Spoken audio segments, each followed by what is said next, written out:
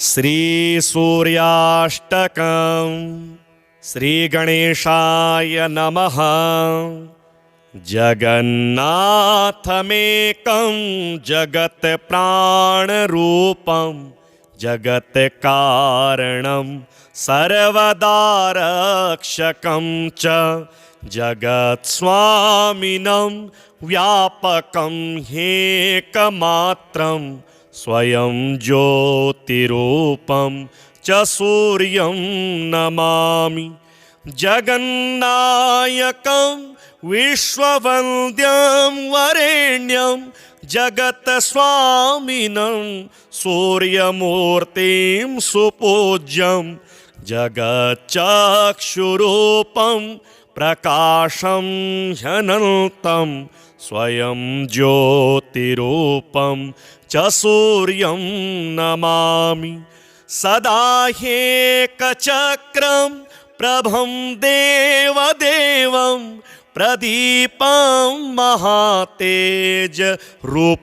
च शुभ्रं सदैवं प्रभुं वेदवेदान्तवेद्यं स्वयं ज्योतिरूपं च सूर्यं नमामि। सदा सच्चिदानन्दमेकं परेशं सदा नेत्रयोः विद्यमानं स्वरूपं सदा मण्डले ब्रह्मरूपं वरेण्यं स्वयं ज्योतिरूपं च सूर्यं नमामि। निजं निर्गुणं तत्त्वमस्यादिलक्ष्यं सदा निर्मलं सत्यमानन्दमेकं सदाद्यन्तशून्यं च तेजोह्यखण्डं स्वयं ज्योतिरूपं च सूर्यं नमामि। यं रूपकं वेदविदो स्मरन्ति गच्छन्ति यन्मण्डलं तत्त्ववन्तः गायन्ति यं रूपकं सामवेदः स्वयं ज्योतिरूपं च सूर्यं नमामि। चतुर्बाहुकं कुण्डलं रत्नयुक्तं किरीटं तथा रक्तवस्त्रं च सौम्यं सदा वालखिल्यादिभिः स्तुत्यरूपं स्वयं ज्योतिरूपं च सूर्यं नमामि।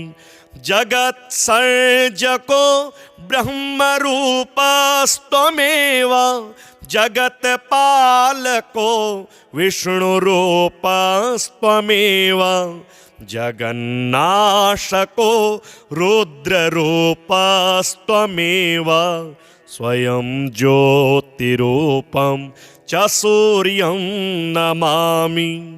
समर्पयामि सूर्याय सूर्याष्टकमिदं स्तवं तव दर्शनमिच्छामि प्रसन्नो भव सर्वदा। जगन्नाथमेकं जगत्प्राणरूपं जगत्कारणं सर्वदारक्षकं च जगत्स्वामिनं व्यापकं ह्येकमात्रं स्वयं ज्योतिरूपं च सूर्यं नमामि। जगन्नायकं विश्ववन्द्यं वरेण्यं जगत्स्वामिनं सूर्यमूर्तिं सुपूज्यं जगच्चक्षुरूपं प्रकाशं ह्यनन्तं स्वयं ज्योतिरूपं च सूर्यं नमामि। सदा ह्येकचक्रं प्रभं देवदेवं प्रदीपं महातेजरूपं च शुभ्रं सदैवं प्रभुं वेदवेदान्तवेद्यं स्वयं ज्योतिरूपं च सूर्यं नमामि सदा सच्चिदानन्दमेकं परेशं सदा नेत्रयोः विद्यमानं स्वरूपं सदा मण्डले ब्रह्मरूपं वरेण्यं स्वयं ज्योतिरूपं च सूर्यं नमामि निजं निर्गुणं तत्त्वमस्यादिलक्ष्यं सदा निर्मलं सत्यमानन्दमेकं सदाद्यन्तशून्यं च तेजोह्यखण्डं स्वयं ज्योतिरूपं च सूर्यं नमामि यं रूपकं वेदविदो स्मरन्ति गच्छन्ति यन्मण्डलं तत्त्ववन्तः गायन्ति यं रूपकं सामवेदः स्वयं ज्योतिरूपं च सूर्यं नमामि चतुर्बाहुकं कुण्डलं रत्नयुक्तं किरीटं तथा रक्तवस्त्रं च सौम्यं सदा वालखिल्या दिभिः स्तुत्यरूपं स्वयं ज्योतिरूपं च सूर्यं नमामि जगत्सर्जको ब्रह्मरूपस्त्वमेव जगत्पालको विष्णुरूपस्त्वमेव जगन्नाशको रुद्ररूपस्त्वमेव स्वयं ज्योतिरूपं च सूर्यं नमामि समर्पयामि सूर्याय सूर्याष्टकमिदं स्तवं तव दर्शनमिच्छामि प्रसन्नो भव सर्वदा जगन्नाथमेकं जगत्प्राणरूपं जगत्कारणं सर्वदा रक्षकं च जगत्स्वामिनं व्यापकं ह्येकमात्रं स्वयं ज्योतिरूपं च सूर्यं नमामि जगन्नायकं विश्ववन्द्यं वरेण्यं जगत्स्वामिनं सूर्यमूर्तिं सुपूज्यं जगच्चक्षुरूपं प्रकाशं ह्यनन्तं स्वयं ज्योतिरूपं च सूर्यं नमामि सदा ह्येकचक्रं प्रभं देवदेवं प्रदीपं महातेजरूपं च शुभ्रं सदैवं प्रभुं वेदवेदान्तवेद्यं स्वयं ज्योतिरूपं च सूर्यं नमामि सदा सच्चिदानन्दमेकं परेशं सदा नेत्रयोः विद्यमानं स्वरूपं सदा मण्डले ब्रह्मरूपं वरेण्यं स्वयं ज्योतिरूपं च सूर्यं नमामि निजं निर्गुणं तत्त्वमस्यादिलक्ष्यं सदा निर्मलं सत्यमानन्दमेकं सदाद्यन्तशून्यं च तेजोह्यखण्डं स्वयं ज्योतिरूपं च सूर्यं नमामि यं रूपकं वेदविदो स्मरन्ति गच्छन्ति यन्मण्डलं तत्त्ववन्तः गायन्ति यं रूपकं सामवेदः स्वयं ज्योतिरूपं च सूर्यं नमामि। चतुर्बाहुकं कुण्डलं रत्नयुक्तं किरीटं तथा रक्तवस्त्रं च सौम्यं सदा वालखिल्या दिभिः स्तुत्यरूपं स्वयं ज्योतिरूपं च सूर्यं नमामि। जगत्सर्जको ब्रह्मरूपस्त्वमेव जगत्पालको विष्णुरूपस्त्वमेव जगन्नाशको रुद्ररूपस्त्वमेव स्वयं ज्योतिरूपं च सूर्यं नमामि।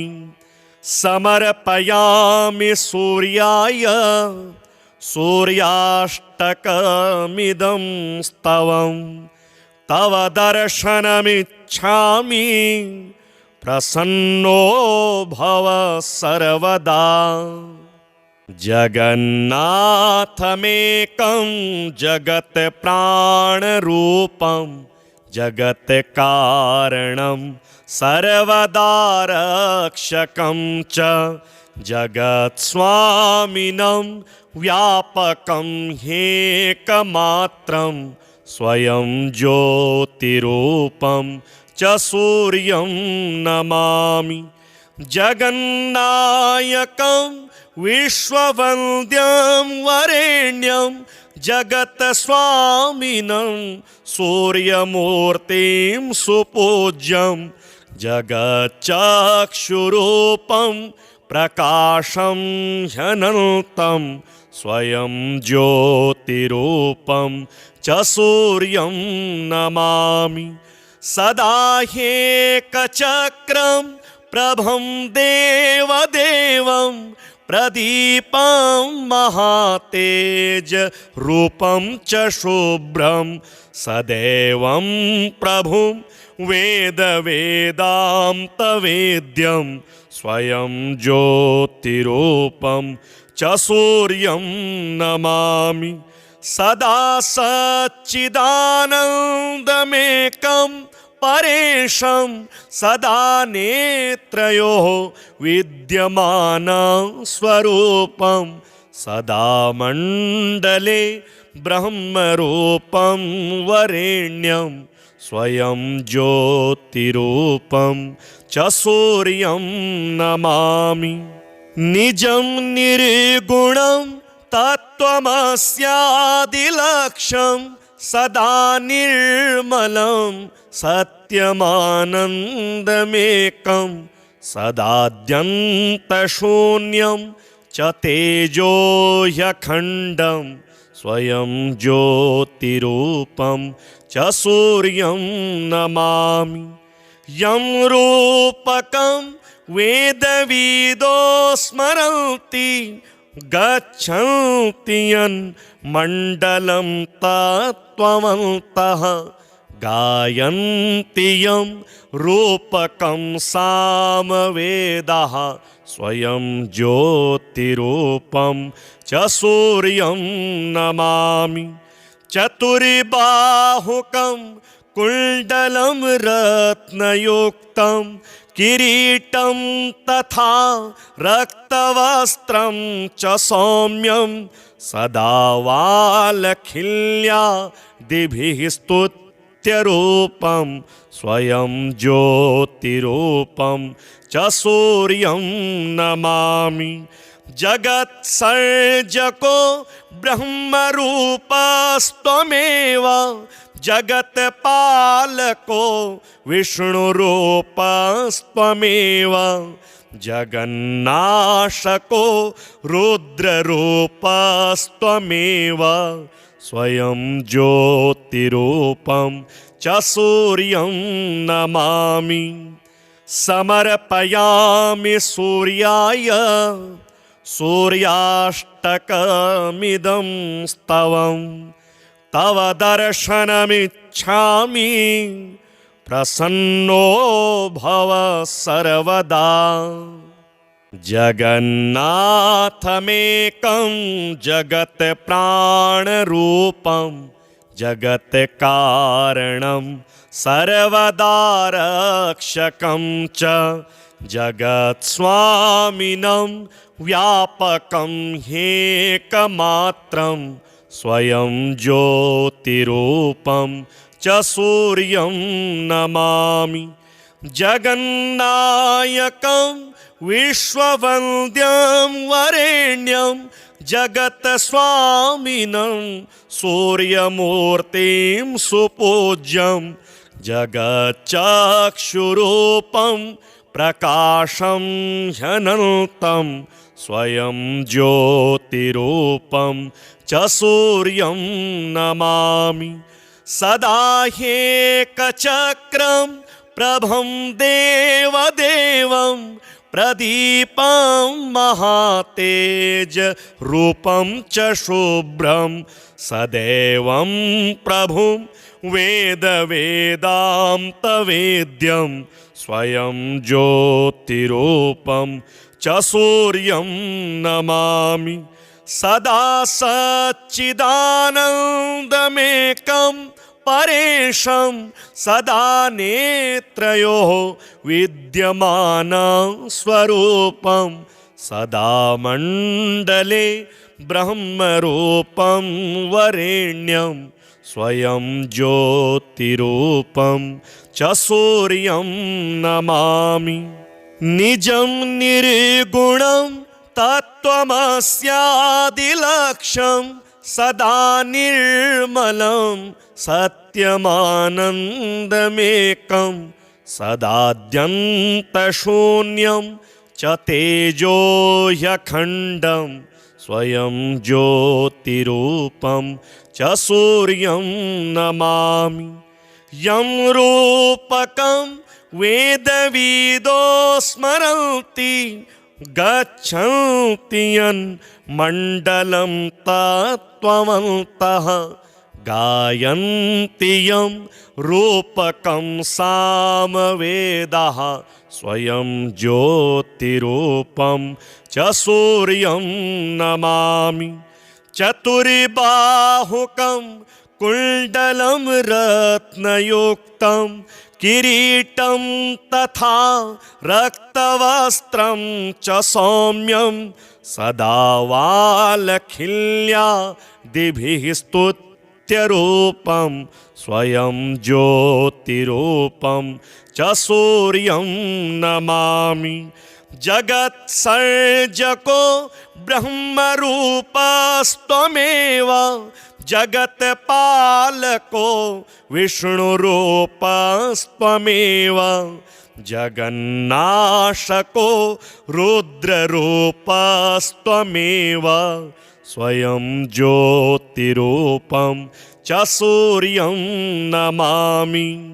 समर्पयामि सूर्याय सूर्याष्टकमिदं स्तवं तव दर्शनमिच्छामि प्रसन्नो भव सर्वदा। जगन्नाथमेकं जगत्प्राणरूपं जगत्कारणं सर्वदा रक्षकं च जगत्स्वामिनं व्यापकं ह्येकमात्रं स्वयं ज्योतिरूपं च सूर्यं नमामि। जगन्नायकं विश्ववन्द्यं वरेण्यं जगत्स्वामिनं सूर्यमूर्तिं सुपूज्यं जगच्चक्षुरूपं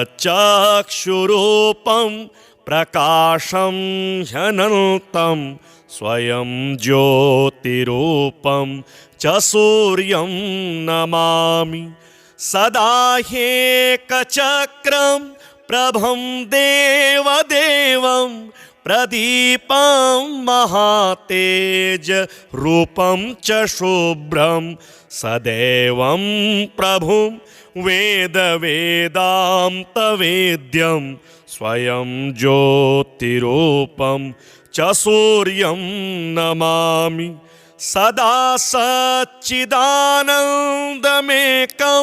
परेशं सदा नेत्रयोः विद्यमानं स्वरूपं सदा मण्डले ब्रह्मरूपं वरेण्यं स्वयं ज्योतिरूपं च सूर्यं नमामि निजं निर्गुणं तत्त्वमस्यादिलक्ष्यं सदा निर्मलं सत्यमानन्दमेकं सदाद्यन्तशून्यं च तेजोह्यखण्डं स्वयं ज्योतिरूपं च सूर्यं नमामि यं रूपकं वेदविदो स्मरन्ति गच्छन्ति यन्मण्डलं तत्त्वमन्तः गायन्ति यं रूपकं सामवेदः स्वयं ज्योतिरूपं च सूर्यं नमामि चतुर्बाहुकं कुण्डलं रत्नयुक्तं किरीटं तथा रक्तवस्त्रं च सौम्यं सदा वालखिल्या दिभिः स्तुत्यरूपं स्वयं ज्योतिरूपं च सूर्यं नमामि जगत्सर्जको ब्रह्मरूपस्त्वमेव जगत्पालको विष्णुरूपस्त्वमेव जगन्नाशको रुद्ररूपस्त्वमेव स्वयं ज्योतिरूपं च सूर्यं नमामि समर्पयामि सूर्याय सूर्याष्टकमिदं स्तवं तव दर्शनमिच्छामि प्रसन्नो भव सर्वदा जगन्नाथमेकं जगत्प्राणरूपं जगत्कारणं सर्वदा रक्षकं च जगत्स्वामिनं व्यापकं ह्येकमात्रं स्वयं ज्योतिरूपं च सूर्यं नमामि जगन्नायकं विश्ववन्द्यं वरेण्यं जगत्स्वामिनं सूर्यमूर्तिं सुपूज्यं जगच्चक्षुरूपं प्रकाशं ह्यनन्तं स्वयं ज्योतिरूपं च सूर्यं नमामि सदा ह्येकचक्रं प्रभं देवदेवं प्रदीपं महातेज रूपं च शुभ्रं सदैवं प्रभुं वेदवेदान्तवेद्यं स्वयं ज्योतिरूपं च सूर्यं नमामि सदा सच्चिदानन्दमेकं परेशं सदा नेत्रयोः विद्यमानं स्वरूपं सदा मण्डले ब्रह्मरूपं वरेण्यं स्वयं ज्योतिरूपं च सूर्यं नमामि निजं निर्गुणं तत्त्वमस्यादिलक्ष्यं सदा निर्मलं सत्यमानन्दमेकं सदाद्यन्तशून्यं च तेजोह्यखण्डं स्वयं ज्योतिरूपं च सूर्यं नमामि यं रूपकं वेदविदो स्मरन्ति गच्छन्ति यन्मण्डलं तत्त्ववन्तः गायन्ति यं रूपकं सामवेदः स्वयं ज्योतिरूपं च सूर्यं नमामि चतुर्बाहुकं कुण्डलं रत्नयुक्तं किरीटं तथा रक्तवस्त्रं च सौम्यं सदा वालखिल्या दिभिः स्तुत्यरूपं स्वयं ज्योतिरूपं च सूर्यं नमामि जगत्सर्जको ब्रह्मरूपस्त्वमेव जगत्पालको विष्णुरूपस्त्वमेव जगन्नाशको रुद्ररूपस्त्वमेव स्वयं ज्योतिरूपं च सूर्यं नमामि समर्पयामि सूर्याय सूर्याष्टकमिदं स्तवम् तव दर्शनमिच्छामि प्रसन्नो भव सर्वदा जगन्नाथमेकं जगत्प्राणरूपं जगत्कारणं सर्वदा रक्षकं च जगत्स्वामिनं व्यापकं ह्येकमात्रं स्वयं ज्योतिरूपं च सूर्यं नमामि जगन्नायकं विश्ववन्द्यं वरेण्यं जगत्स्वामिनं सूर्यमूर्तिं सुपूज्यं जगच्चक्षुरूपं प्रकाशं ह्यनन्तं स्वयं ज्योतिरूपं च सूर्यं नमामि सदा ह्येकचक्रं प्रभं देवदेवं प्रदीपं महातेजरूपं च शुभ्रं सदैवं प्रभुं वेदवेदान्तवेद्यं स्वयं ज्योतिरूपं च सूर्यं नमामि सदा सच्चिदानन्दमेकं परेशं सदा नेत्रयोः विद्यमानं स्वरूपं सदा मण्डले ब्रह्मरूपं वरेण्यं स्वयं ज्योतिरूपं च सूर्यं नमामि निजं निर्गुणं तत्त्वमस्यादिलक्ष्यं सदा निर्मलं सत्यमानन्दमेकं सदाद्यन्तशून्यं च तेजोह्यखण्डं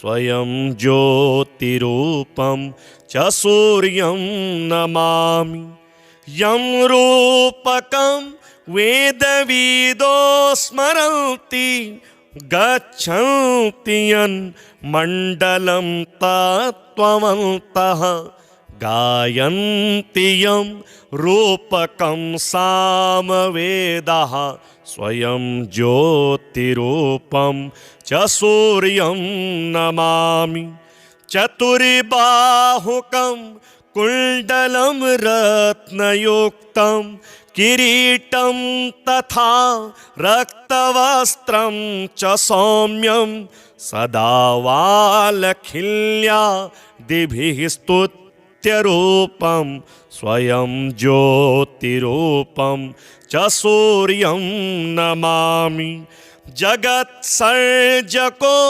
ब्रह्मरूपस्त्वमेव जगत्पालको विष्णुरूपस्त्वमेव जगन्नाशको रुद्ररूपस्त्वमेव स्वयं ज्योतिरूपं च सूर्यं नमामि समर्पयामि सूर्याय सूर्याष्टकमिदं स्तवं तव दर्शनमिच्छामि प्रसन्नो भव सर्वदा।